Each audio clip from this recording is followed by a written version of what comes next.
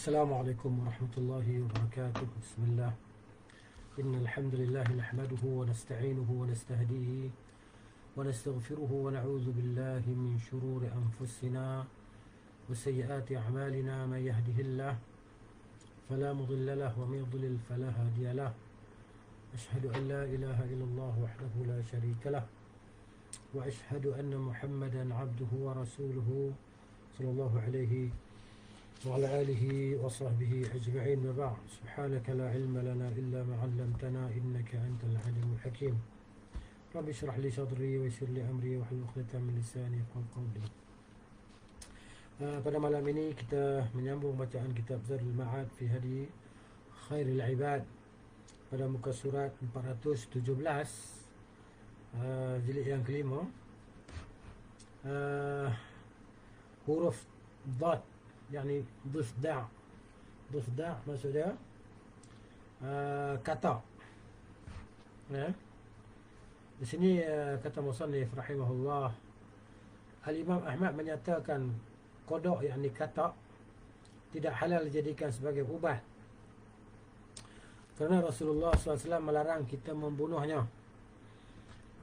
Yang dimaksudkan adalah hadis dalam musnadnya dari hadis Utsman bin Abdul Rahman radhiyallahu anhu bahawa ada seorang tabib yang menyebut-nyebut kodok, yakni kata,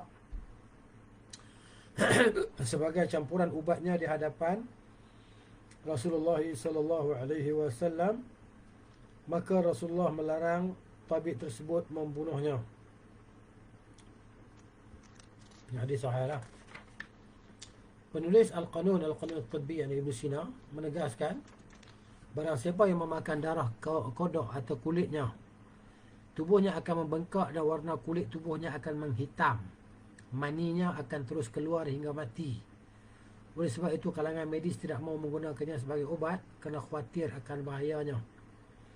Kodok sendiri ada dua jenis, kodok darat dan kodok air. Kodok darat bahkan bisa mematikan, yakni boleh mematikan bila dimakan. Katak ni bahaya lah, beracun kan. Tapi kita lihat kalau dalam di mana, di sebelah Thailand mana kan, dia orang buat panggang yang katak ni kan, dia orang buat sate macam tu kot. Tak ada benda lain yang orang nak makan, bukan katak. Ini maknanya disebut sebagai apa nama, haiwan yang beracun, yang berbahaya lah. Jadi orang kafir ni, orang tak beriman ni, apa-apa semua dia makan. Katak ke, ular ke, babi ke, semua dia makan habis kan. Itu. Baik, seterusnya huruf Ta, tib, yakni minyak wangi. Diriwayatkan daripada Rasulullah sallallahu alaihi wasallam bahawa beliau bersabda, hubbiba ilayya min dunyakum an-nisa'u wat-tibu. Dua dunia dari kalian, dari dunia kalian yang kusukai adalah wanita dan minyak wangi. Wa ju'ilat qurratu 'aini fi salati, namun yang menjadi tambatan hatiku adalah solat. Maknanya Nabi sallallahu ni yang paling suka dia buat adalah solat lah. Selain maknanya wanita dan minyak wangi dicintai oleh Nabi sallallahu alaihi wasallam. Hadis sahih. Rasulullah SAW seringkali menggunakan minyak wangi. Beliau amat tidak menyukai bau busuk, bahkan merasa tersiksa sekali kerananya. Jadi hatta kita macam itulah, kita semua tak suka bau busuk kan. Macam bau orang isap rokok, bau orang sendawa yang makan durian ke, sendawa makan petai ke, dia akan mengeluarkan gas bau yang tak enak lah, yang busuk. Okay? Gitu. Jadi kita tak suka. Dan Nabi SAW pun melarang sesiapa yang makan bawang putih untuk pergi solat berjemaah di masjid kan. Minyak wangi adalah sampatan rohani yang menjadi poros stamina. Punca atau poros ini punca ataupun sebab bagi stamina ataupun tenaga lah. Dia panggil ghidha'ur ruh. Ghidha' maksud apa nama, makanan bagi ruh. Gitu. Dia kata energi tubuh bisa meningkat dan bertambah kerana minyak wangi. Sebagaimana energi tersebut bisa meningkat kerana makanan dan minuman, kegembiraan dan ketenteraman jiwa kerana bergaul dengan teman-teman karib, kerana terjadinya berbagai peristiwa menggembirakan, kerana berpergian atau hilangnya sesuatu yang tidak disukai, yakni sesuatu yang bila ada justru memberatkan jiwa serta beban dan kebencian. Bergaul dengan orang-orang yang dibenci dapat menurunkan stamina, menyebabkan hati susah dan murung. Teman yang dibenci seperti halnya demam bagi tubuh, atau tak ubahnya seperti bau busuk bagi penciuman seseorang. Teman ya, kawan-kawan yang tak baik ni kan. Oleh sebab itu, di antara yang ditekankan oleh Allah kepada para sahabat adalah agar mereka berakhlak dengan cara yang dituntunkan saat bergaul dengan Rasulullah sallallahu alaihi wasallam, agar tidak mengganggu beliau. Ini sebagaimana firman Allah Ta'ala dalam surah Al-Ahzab ayat 53, A'udzubillahi minasyaitanir rajim. Idza du'itum fadkhulu. Allah kata, idza du'itum fadkhulu fa idza ta'imtum fantashiru wa la musta'nisina li hadith. Inna dhalikum kana yu'dhi an-nabiyya fayastahyi minkum wallahu la yastahyi min al-haq. Al-Ahzab ayat 53. Tetapi jika kamu diundang, maka masuklah. Masuk ke rumah Nabi SAW makan. Dan bila kamu selesai makan, keluarlah kamu tanpa asyik memperpanjang percakapan. Sesungguhnya demikian itu akan mengganggu Nabi SAW. Lalu Nabi malu kepadamu untuk menyuruh kamu keluar. Dan Allah tidak malu menerangkan yang benar.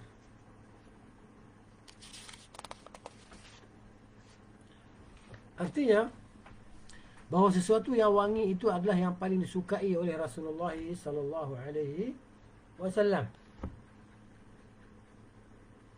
Pengaruhnya amat baik untuk kesihatan dan menolak berbagai macam penyakit berikut gejalanya. Kerana kekuatan alamiah yang ada padanya, pada minyak wangi tadi kan, pada wangian tadi lah. Jadi untuk kesegaran kita pakai minyak wangi. Jadi maknanya macam Umar radhiyallahu anhu, dia sanggup habiskan berapa bahagian daripada hartanya untuk membeli minyak wangi, kerana dia membantu jiwa kita kan untuk jadi sihat, segar dan kuat. Begitu. Sehingga dia berfungsi menolak berbagai penyakit kerana kekuatan alami yang ada padanya pada wangian tersebut. Kemudian yang ke-57 maknanya tin. Tin ni tanah liat. Diriwayatkan dalam banyak hadis yang maudhu', yang palsu, yang tidak ada satu pun yang sahih berkaitan dengan tanah liat ini. Di antaranya, barang siapa memakan tanah liat,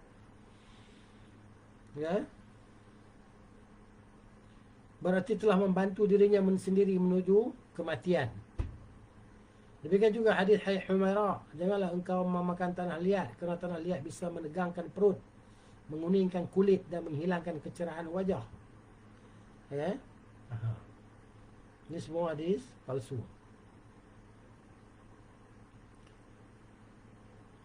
Seluruh hadis berkaitan dengan tanah liat ini adalah tidak sahih, tidak ada asalnya daripada Rasulullah sallallahu alaihi wasallam. Hanya saja tanah liat itu memang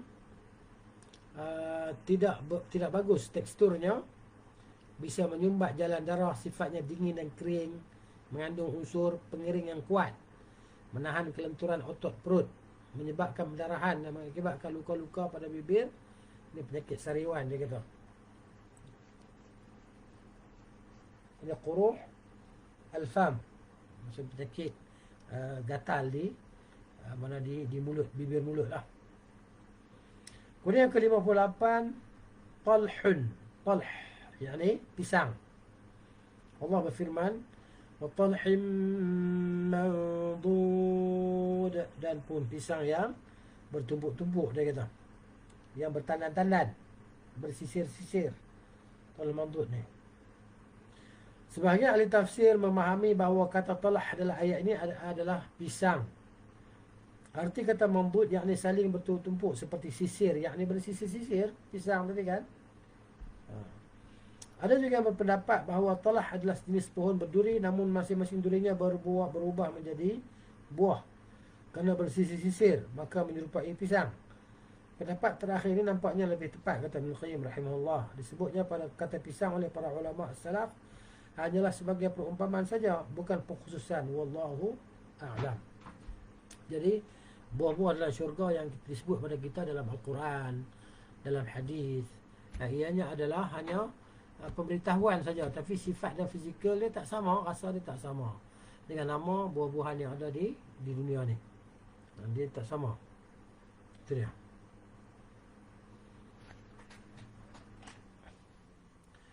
Kemudian sifatnya panas dan lembab. Pisang ni. Yang terbaik adalah yang masak dan manis. Berkhasiat menghilangkan gangguan pada dada, paru-paru dan batuk. Oh, maksudnya boleh menghilangkan batuk juga pisang ni. Ikut kata Ibn Qayyim. Bahkan juga luka ginjal dan kandung kencing. Memperlancar buang air kecil. Menambah hormon, yang ini menambah mani. Memperkuat syahwat berhubungan seks. Melemaskan otot, yang ini melembutkan otot perut. Dan sebaiknya dikonsumsi, dimakan sebelum, diambil dia sebelum makan lah. Ya, terkadang bisa membahayakan lambung, kadang-kadang dia boleh membahayakan perut kita juga. Menambah jumlah empedu, maksud dia menambah pada perut kita as-safra ni, kan, boleh apa nama as-safra ni dipanggil kekuningan. Tak tahu lah jumlah empedu, maksud dia as-safra ni penyakit kuning gitu. Dan dahak atau pelendir lah, balgam, dia boleh tambah kahak. Cara mengatasinya adalah dengan mengambil gula atau madu. Kau makan pisang, betul makan gula atau makan madu. Gula yang, mungkin gula yang itulah, gula yang bukan diproses lah. Maksud gula di sini, Melqi kata gula yang kalau gula yang diambil dari buah-buahan tu kan. Bukan gula yang kita kata gula yang dah diproses macam kita sekarang ni, yang masuk klorok tu kan. Itu dah beracun. Gula itu patut kita tinggalkan, tak payah kita guna gula-gula putih ni, kan, dia membahayakan. Sudah banyak kajian-kajian yang menyebut tentang bahaya gula ni kan. Asal gula bukan warna putih macam tu, asal dia, tapi diletakkan bahan pemutih. Itu yang menjadi bahaya dalam tubuh kita apabila kita ambil tadi kan. Kalau kita boleh tinggal, kita tinggal lah. Baik, kemudian at-tala'. At-tala' maksudnya mayang, kan. Pokok kurma ni ada mayang kurma lah. Allah Ta'ala berfirman, A'udzubillah minasyaitanir rajim, وَالنَّخْلَ بَاسِقَاتٍ لَهَا طَلْعٌ نَضِيدٌ. Dan pohon kurma yang tinggi-tinggi yang mempunyai mayang yang bersusun-susun. Tengok mayang kurma kan. Allah juga berfirman, وَنَخْلٍ طَلْعُهَا هَضِيمٌ.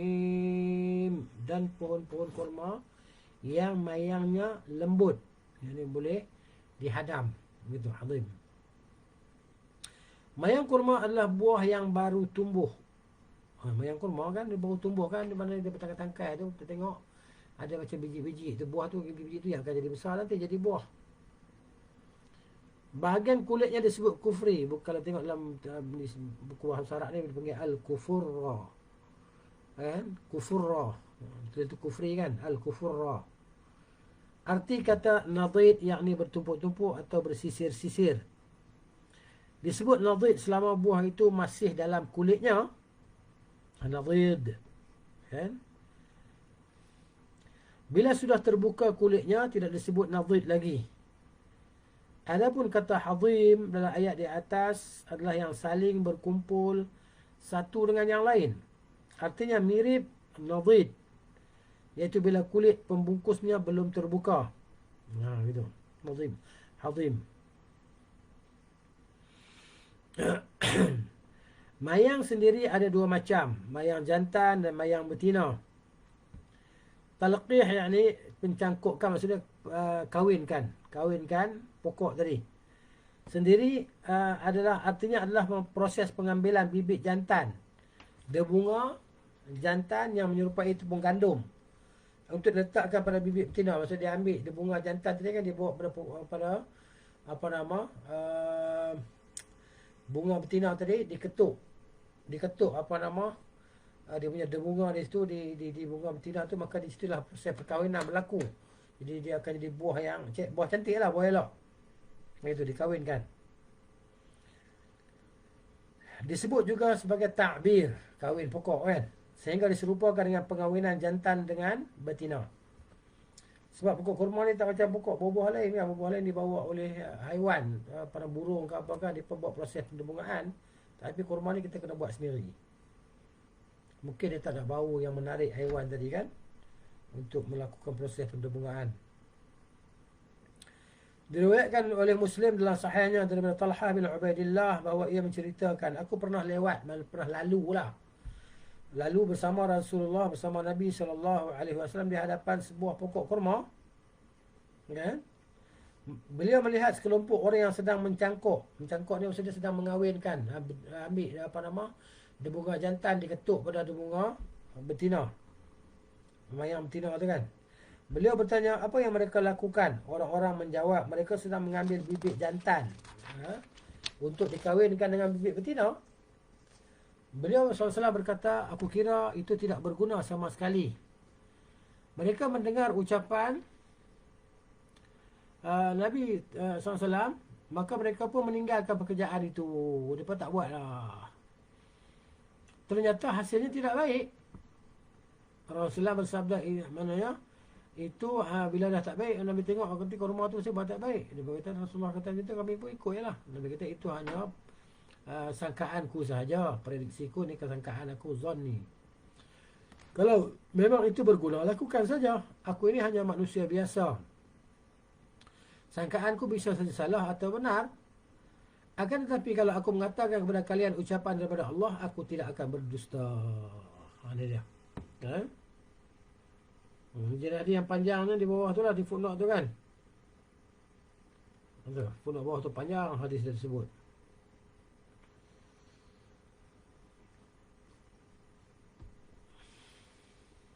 Baik. Mayang kurma amat berkhasiat menambah stamina. Boleh makan mayang kurma ni kan. Menambah kemampuan seks. Tepung mayang bila dikonsumsi seorang wanita sebelum berhubungan seks bisa membantu menuju kehamilan secara ajaib. Ini kata Imam Al-Qayyim rahimahullah ta'ala.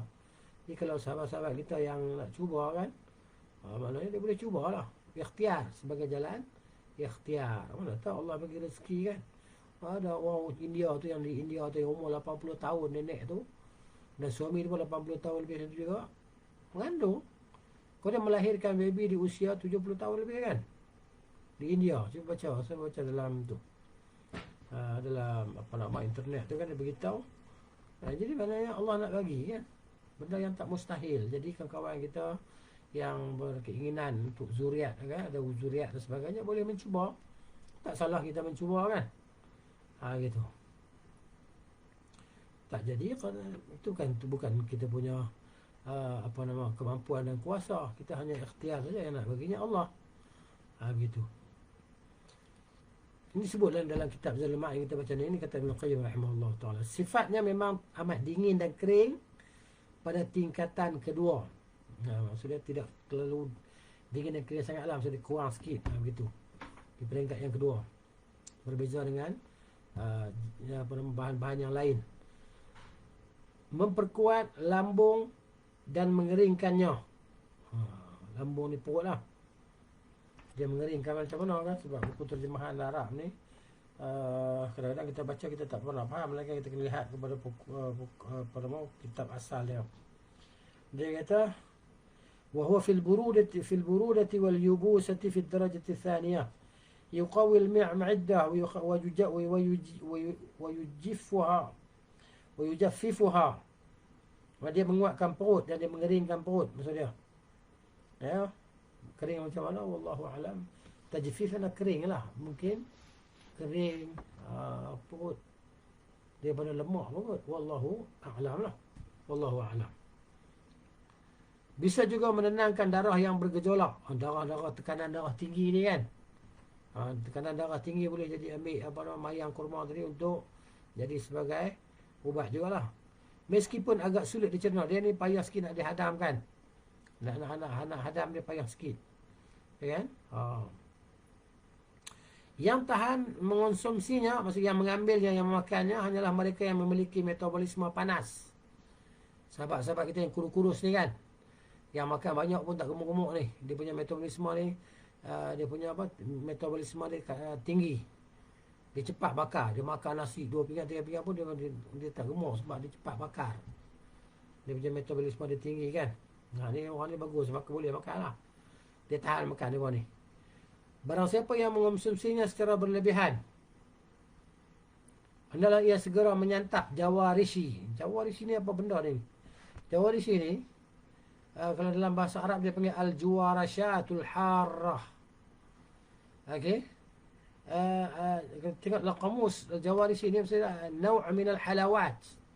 Dia ni sejenis daripada manisan. Benda yang manis. Al-haddam, yang mana dia ni menghancur makanan dalam perut kita. Dia cepat dia bagi istilah macam julak. Julak kan? Haddam. Haddam ni maksudnya dia cepat menghadam makanan dalam perut kita. Kan? Jadi ataupun dipanggil sebagai al-hadum. Dia naw'u minal adawiyatil murakkabah. Dia adalah jenis ubat yang dibuat daripada berbagai jenis rempah ratus lah. Okay? Dijadikan dia sebagai ma'jun ataupun julak kita kata. Jawaris ni yuqawil mi'dah, dia menguatkan perut kita. Wasa'ada fi hadm at-ta'am, dan dia membantu untuk menghadamkan makanan dalam perut kita. Jadi wahwa fil asal, yang mana asalnya al-jawarasyak ni adalah naw'un min al-halawiyat. Naw' min al-halawiyat, dia sejenis daripada manisan.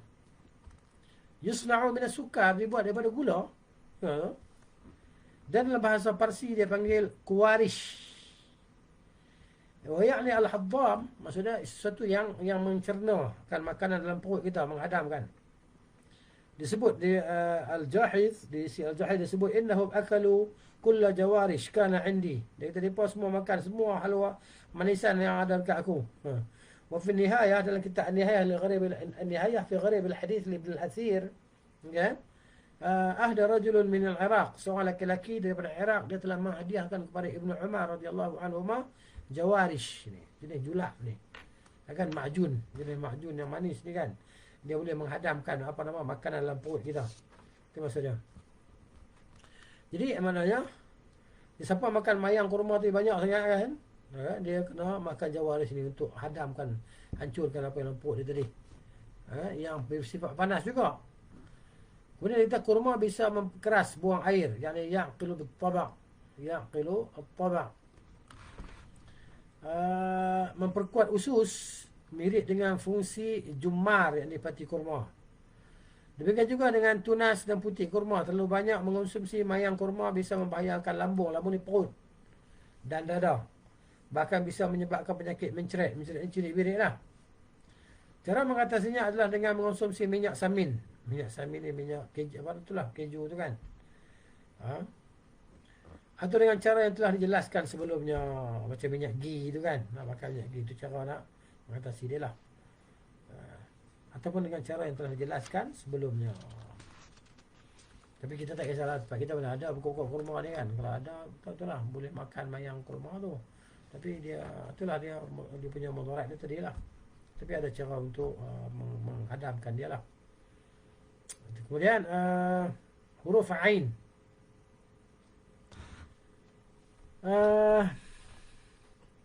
Ainab ataupun anggur. Dalam kitab Al-Ghilaniyat dari hadis Habib bin Yasar, diriwayatkan daripada Ibnu Abbas radhiyallahu anhuma bahawa ia menceritakan, aku pernah melihat Rasulullah SAW menyantap anggur dengan kulitnya. Hadis ni maudhu', hadis ni palsu. Kan? Abu Ja'far Al-Aqibli berkomentar, ini tidak ada asalnya, ini maudhu'. Penulis menegaskan memang dalam sanadnya terdapat Daud bin Abdul Jabbar Abu Sulaim Al-Kufi. Yahya menyatakan dia seorang pendusta. Diriwayatkan juga daripada Nabi SAW bahawa beliau suka menyantap anggur dan semangka, yang ini betih. Betih ni maknanya tembikai. Gitu.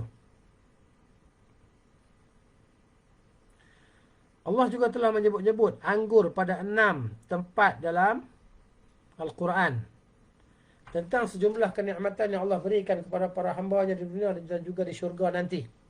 Anggur ni. Anggur termasuk buah-buahan yang terbaik dan paling banyak kegunaannya. Bisa dimakan dalam keadaan basah maupun kering. Basah ni maknanya yang dipetik tu lah. Waalaikumsalam warahmatullahi. Syekh Ali Al-Hudhaifi, barakallahu fiik. Ya. Jadi kalau yang kering tu yang jadi kismis tu lah, anggur kering kan.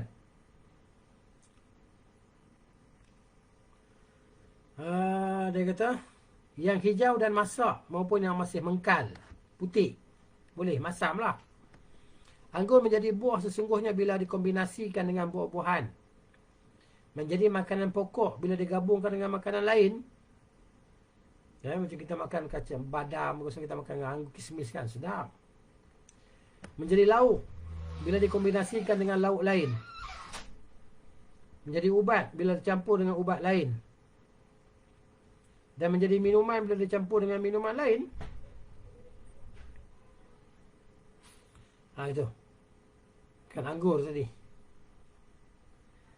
Karakternya sama dengan semangka tu juga. Waalaikumsalam warahmatullahi wabarakatuh. Semangka tu buah tembikai tu. Buah tembikai itu semangka. Bahasa Indonesia kan. Buah tembikai, semangka. Boleh baik. Dia kena ada kamus. Kamus KBBI download. Kamus besar bahasa Indonesia. Baik. Karakternya sama dengan biji-bijian.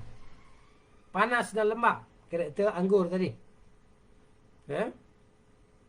Yang terbaik adalah yang paling besar dan paling banyak airnya. Buah anggur yang jenis besar ni, itu yang terbaik. Tak air banyak.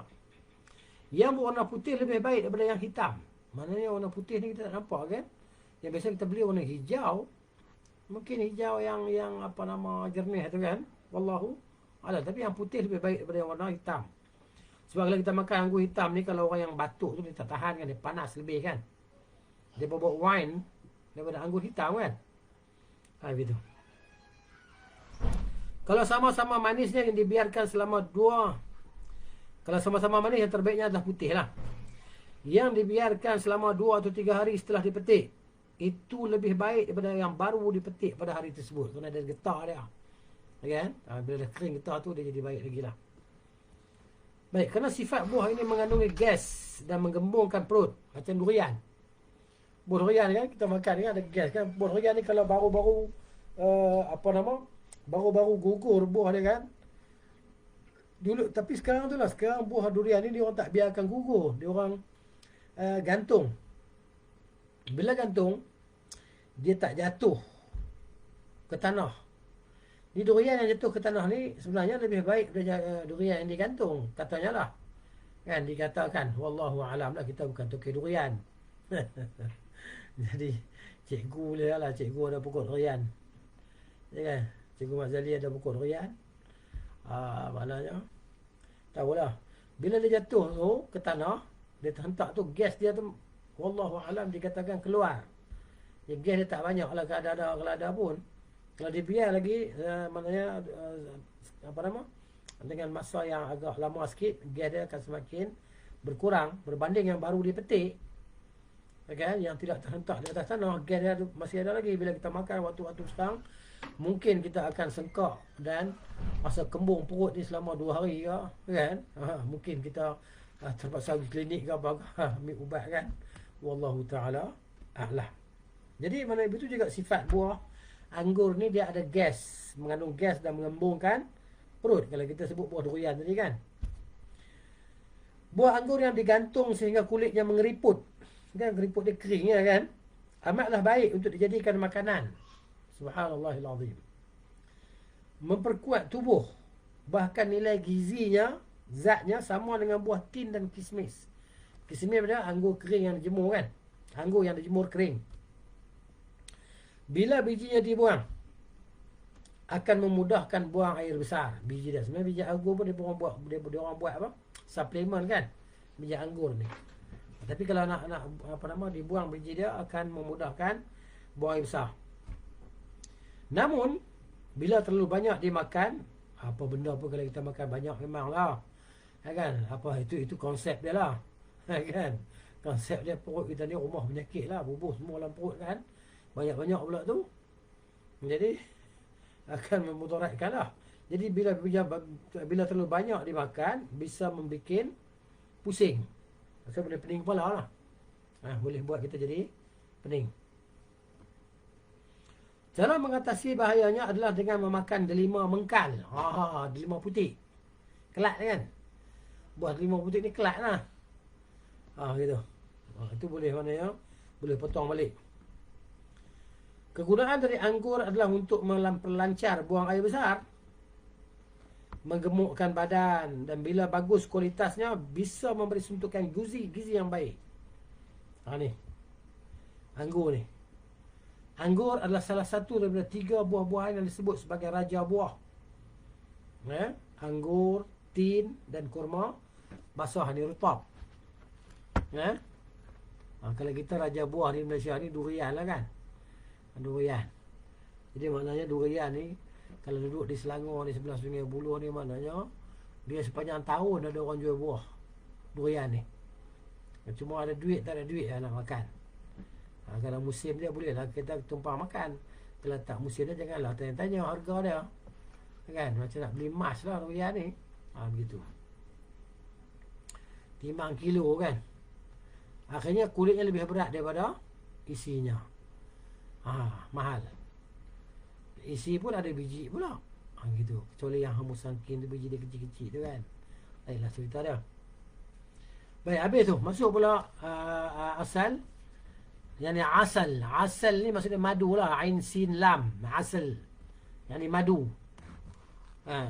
Madu lebah.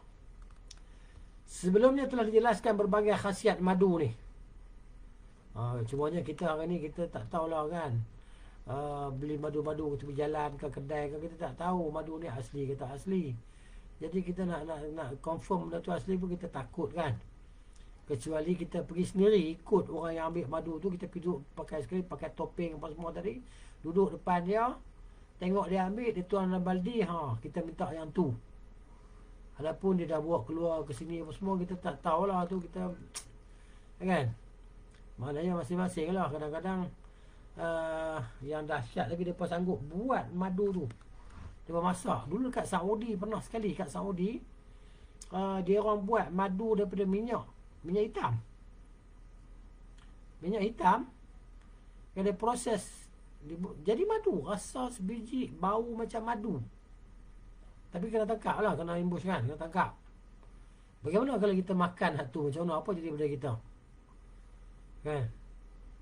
Jadi itulah, saya pernah tengoklah seorang kawan, dia jual madu.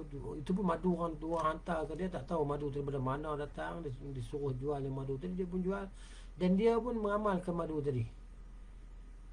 Tapi tak tahulah dengan sebab apa, dia akhirnya dia mengidap kanser lah. Bukan kita nak kata madu tu, kita tak tahulah. Tapi jadi was-was, jadi risau. Kena kanser paru-paru. Itulah qadarullah, sebab masalah meninggal lah. Tapi kita sembang-sembang sama-sama kita kawan-kawan ni kan, kita rasa risau. Madu ni rasa macam tak ori tengok kan. Banyak nak kata ori, itulah. Jadi kita pun tak berani nak beli.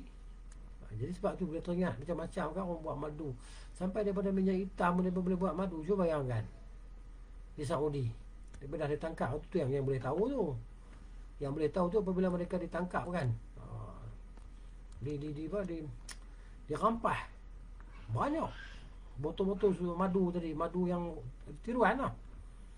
Kita risau takut dia ekspor sampai ke ke Malaysia kan.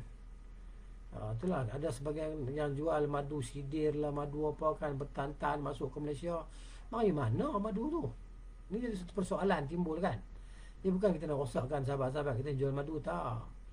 Tapi ini semua persoalan-persoalan yang bermain di benak kita lah. Kan bertantan datang madu sidir daripada Yaman dan sebagainya. Ada kawan-kawan kita pergi Yaman, kat mana madu bang?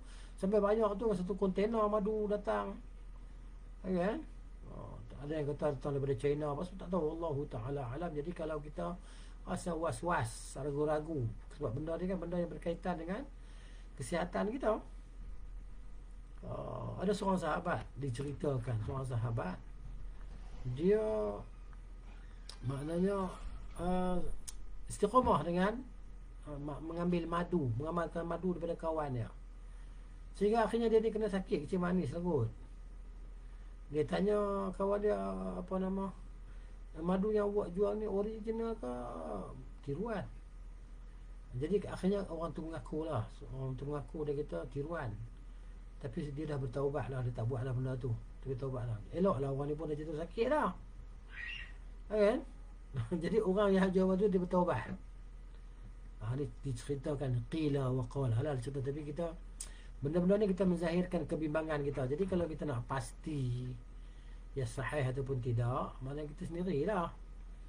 Ya, kalau kita mampu pergi ambil, tak mampu tu terpulang lah pada diri masing-masing kan. Nak terima atau tidak dakwaan orang yang menjual madu ni sahih ataupun tidak kan. Kadang kawan-kawan kita, grup-grup kita yang jual madu bukan ada yang ambil pun. Dia daripada kawan dia, kawan atas kawan kan. Kalau dia buat test di lab tu, test di lab tu mungkin yang tu ya test di lab ni. Yang lain takkan nak test semua kat lab kan, berpuluh-puluh kilo lagi. Ni cikgu Mak Zali ni daripada Kuala Nerang. Dia kata, cikgu Mak Zali Kuala Nerang kata, belah sini ada kawan duk ambil madu lebah liar. Dalam ramai-ramai kawan yang duk ambil madu tu, seorang saja yang boleh percaya madunya ori. Tu dia dalam ramai-ramai ni cikgu Mak Zali ni disaksi ni. Kan? Di belah ni, belah Kuala Nerang ni, belah Kuala Nerang Kedah ni. Negeri kita daripada sebelah utara. Jadi itulah dia maknanya kan. Kita dah, itulah masing-masing lah. Itu masing-masing sebab benda ni kan, benda ni bagus. Madu ni bagus kan untuk kesihatan kita. Tapi kalau jadi macam madu yang dibuat di Saudi itu, buat daripada minyak hitam, jadi dia proses rasa macam madu sebiji, masuk dalam perut kita, barulah tahu apa nak jadi. Kita tak tahulah, wallahu ta'ala alam lah hari ni. Baik. Jadi kata Az-Zuhri, minumlah madu kerana madu berguna membaguskan hafalan. Masya Allah, menguatkan hafazan kita. Tapi itulah ada susah nak dapat kan. Satu botol tu kalau ori tu kan, dia jual 200, 250 kan. Maksudnya ori betul. Orang tengok dia ambil betul. Orang nak tu dia nak ambil dia dah tu botol ni 250. Tapi orang yang ada duit dia ambil semua sebab benda tu memang ori, original. Begitu. Dia banyak khasiat dia. Ada anak yang kecil ni, dia asma. Dia asma, batuk kan. Jadi kita dapat madu original lah, sebab saudara kita sendiri yang ambil. Tapi tak banyak lah dapat. Kita dapat 2 botol kecil. Jadi bagi dia minum. Maksud dia budak asma ni yang umur 4 tahun, 3 tahun ni, kita campur dengan air kosong lah, air mineral ni, campur sudu air sikit, kita apa nama, kacau-kacau dia, kita bagi minum. Alhamdulillah. Tapi masa dia tengah batuk tu kan, dia asma tu, dia batuk keluar kahak betul-betul. Masya Allah. Ini madu yang original ni. Kita campur sikit dengan budak kecil kan. Dia kata kita ambil air sikit campur dia pun sikit madu tadi, kita bagi dia minum dengan sudu masa dia asma tu kan. Alhamdulillah. Jadi nampaklah kesan tu. Tapi itulah nak dapat yang original ni, Masya Allah. Baik, dia kata madu terbaik adalah yang paling jernih. Dia kata Ibn Qayyim rahimahullah, yang putih dan tidak tajam, serta yang paling manis. Masya Allah. Madu yang diambil dari daerah gunung dan pepohonan liar. Kalau kita di sana apa nama, pokok tualang lah kan. Madu dipanggil madu tualang. Memiliki keutamaan tersendiri daripada yang diambil daripada sarang biasa. Masya Allah. Dan itu tergantung pada tempat para lebah berburu makanannya. Kan ni hutan-hutan rimba tu, gunung-gunung ni, lebah ni makan daripada bunga-bunga apa semua kan. Bukan lebah yang dibela, diberi makan. Ada yang lebah diberi makan kan, daripada makan, maknanya makan gula ke apa ke, jadi dia keluarkan gula daripada madu daripada perut dia. Dia panggil madu lebah bela kan. Gitu. Baik, seterusnya sini tak sebut madu kululut ya. Dia sebut madu lebah kan. Tapi apa nama, madu juga kot, nama dia pun madu kan. Cumanya dimaksudkan dengan An-Nahl kan, surah An-Nahl tu kan. Yang Allah sebut dalam Quran surah An-Nahl tu lebah Kalau kelulut dia bukan lebah kan. Allah Ta'ala alam lah. Dalam Sahih Al-Bukhari dan Muslim diriwayatkan hadis Sa'ad bin Abi Waqqas radhiyallahu anhu dari Nabi sallallahu alaihi wasallam bahawa beliau bersabda, man tasabbaha bi sab'i tamaratin. Ini tajuk tentang ajwah, kurma ajwah ni lah. Kan? Siapa yang bersubuh-subuh berpagi-pagi dengan memakan 7 butir kurma ni, ajwah ni, lam yadurruhu dhalika al-yawm summun wala sihrun, tidak akan memudaratnya pada hari itu racun dan juga sihir. Warna racun dia tak mudarat, warna sihir dia tak mudarat. 7 biji. Kita nak makan 7 biji pagi-pagi ni kan. Manis ajwah ni kan. Berit tekak manis. Ni dia. Ajwah padan dah. Khasiat dia hebat. Kerana orang dah tahu khasiat dia, orang jual mahal-mahal pula tu. 1 kilo RM80. Kalau ajwah aliyah tu 1 kilo mungkin RM120, RM130 kan. Yang dia punya apa, gerik yang besar tu kan, 1 kilo kurma ajwah. Kalau tak ada hadis sebut tentang tu, mungkin harga dia tak sampai macam tu kot. Harga dia biasa je, macam sukari kan, mabrum ke apa kurma lagi nama, dia macam kurma kan. Tapi ajwah ni dia punya harga dia Masya Allah mahal kan. Sebab dia ada nama, jenama dia ada. Gitu, sebab khasiat dia tu kan. Sebenarnya pokok dia sama lah, keluar buah macam pokok-pokok lain juga, tapi nama dia tu, buah jenis dia tu yang ada manfaat. Dalam Sunan Nasa'i dan Ibnu Majah daripada hadis Jabir dan Abu Sa'id radhiyallahu anhu dari Nabi sallallahu alaihi wasallam bahawa beliau bersabda, al-ajwatu minal jannati wa hiya shifaa'un minas summi as-sum wal kam'atu minal manni wa ma'uha shifaa'un lil 'aini. Kurma ajwa ni hadis sanad dia hasan. Kurma ajwa ni berasal daripada syurga, masya-Allah. Ia adalah ubat daripada racun. Ubat dari racun. Seperti jamur, truffle, airnya, kan? Apa nama, adalah ubat penyakit mata. Shifaa'un lil 'aini.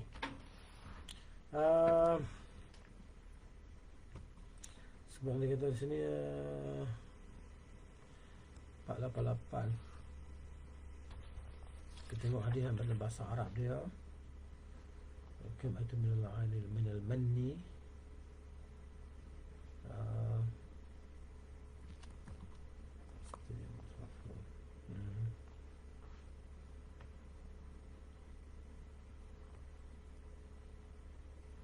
Hadis dia asal isnad dia kata.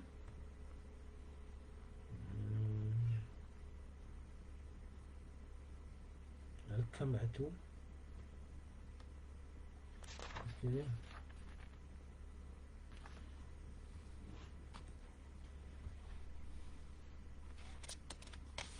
Jamur truffle.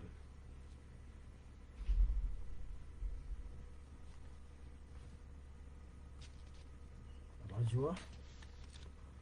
Okey, dia kata di sini ada pendapat bahawa yang dimaksud dalam hadis adalah kurma ajwa al-Madinah. Yakni salah satu jenis kurma di kota itu, dikenal sebagai kurma Hijaz, terbaik secara mutlak.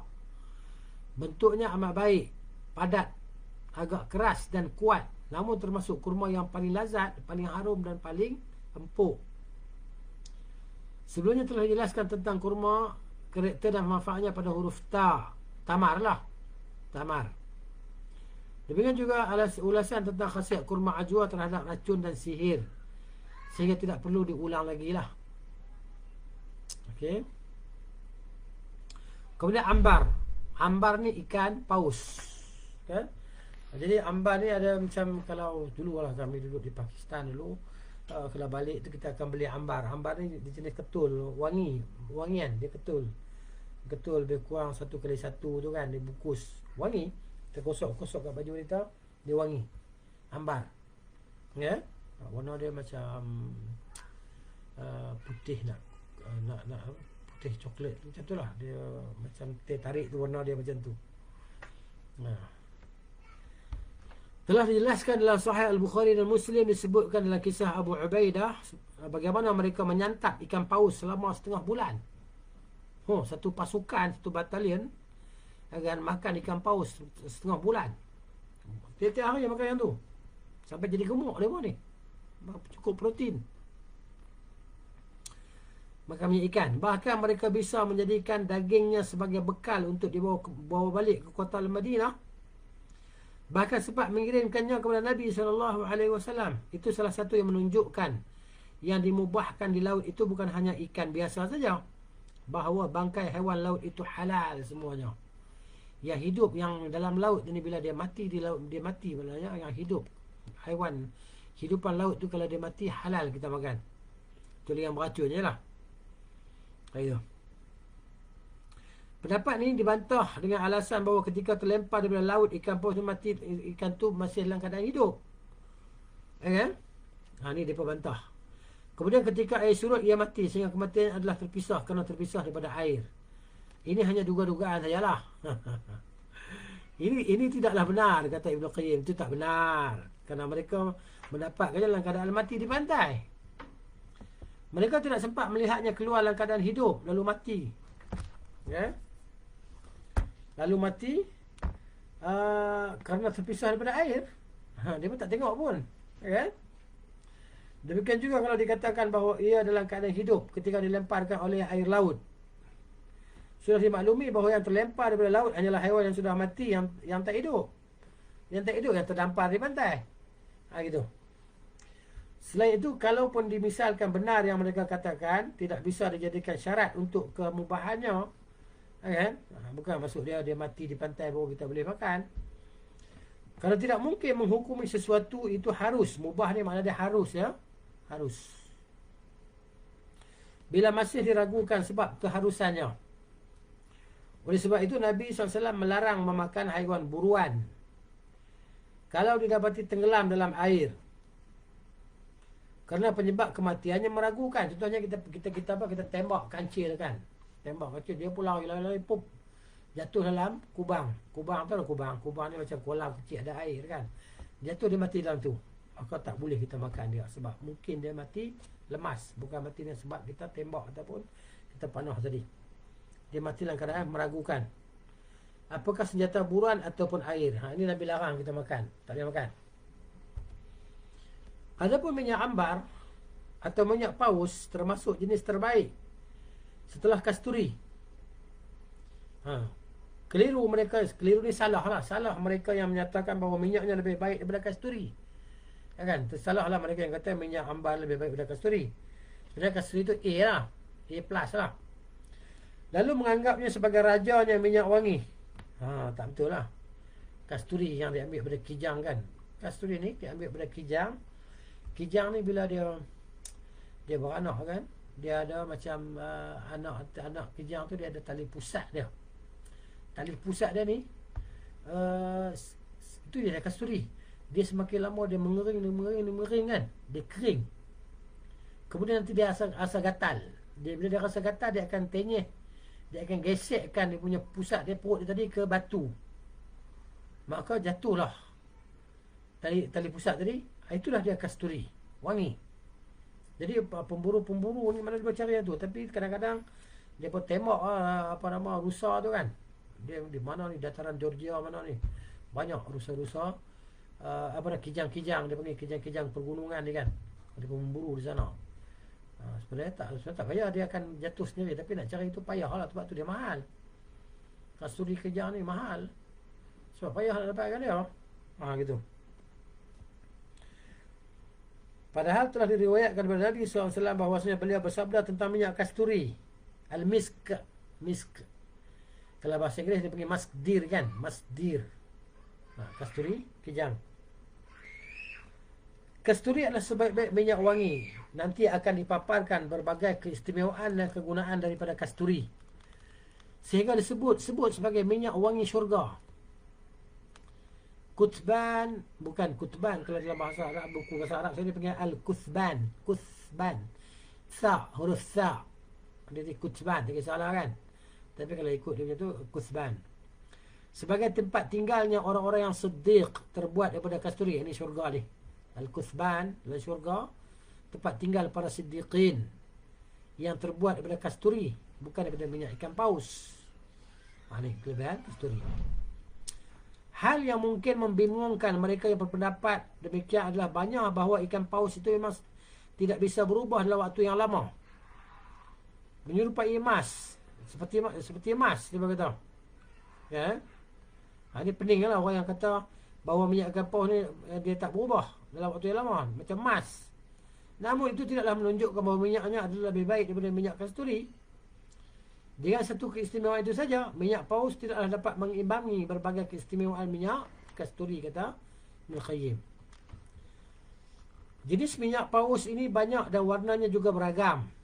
Ada yang putih kelabu, merah, kuning, hijau, biru, hitam dan warna-warna lain. Yang terbaik adalah yang berwarna kelabu, kemudian biru dan kuning. Yang terburuk adalah yang warna hitam. Kan? Kalangan ilmuwan berbeza pendapat tentang unsur yang terkandung di dalamnya ambar ni. Sebahagian berpendapat bahawa unsurnya berasal daripada tumbuhan di dasar laut yang dimakan oleh sebahagian haiwan laut, lalu setelah penuh dikeluarkan dalam wujud kotoran, najis dia, baru kemudian dicampakkan keluar oleh air laut. Ada yang berpendapat bahawa asalnya daripada unsur hujan yang turun daripada langit di pulau-pulau di tengah lautan, lalu terlempar oleh ombak ke pinggir pantai. Ada juga yang berpendapat bahawa minyak itu berasal daripada kotoran haiwan laut yang menyerupai sapi. Ada juga yang berpendapat bahawa minyak itu adalah bahagian daripada buih lautan. Macam-macam pendapat. Penulis Al-Qanun, yang Qanun Tibbi Ibn Sina lah, mengatakan minyak itu menurut prediksi berasal daripada mata air di lautan. Orang yang menyatakan bahawa ia berasal daripada buih lautan atau dari kotoran binatang, maka itulah pendapat yang mustahil, kata Ibn Sina. Daging ikan paus bersifat kering dan panas, berfungsi memperkuat jantung dan otak. Daging ikan paus ni memperkuat panca indera dan seluruh organ tubuh, berguna mengatasi penyakit pes, penyakit taun, dan untuk menambah kekuatan untuk mengatasi berbagai penyakit kerana lendir. Penyakit lambung dingin, perut dia sejuk, penyakit angin duduk, juga bisa mengatasi penyumbatan bila minum atau dioleskan di bahagian luar tubuh, atau dibakar dan dihirup asapnya di hidung. Berguna juga mengatasi pilek, pusing-pusing, migrain dingin, sakit kepala lah, dan sejenisnya. Ini kelebihan ambar. Kemudian ud ataupun kayu cendana lah. Ud ni, jadi maknanya minyak kayu gaharu tu kan, atau kayu cendana tu mahal. Dengan satu botol ya, maknanya ada kawan kita jual satu botol 6 ml, asalnya dia kata RM600, lepas tu dia turun jadi RM300.